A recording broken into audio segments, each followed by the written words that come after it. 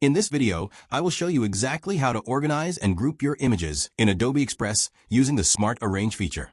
Managing multiple photos on a single canvas can become quite chaotic if you are moving pieces one by one, but grouping them together allows you to move, resize, and rotate your entire selection as a single unit. To get started, you first need to select the images you want to bundle together. There are two easy ways to do this.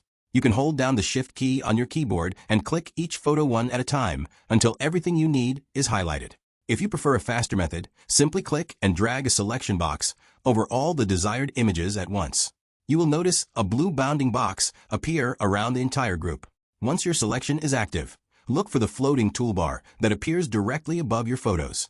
You are searching for the group icon, which looks like two overlapping squares with a dotted border.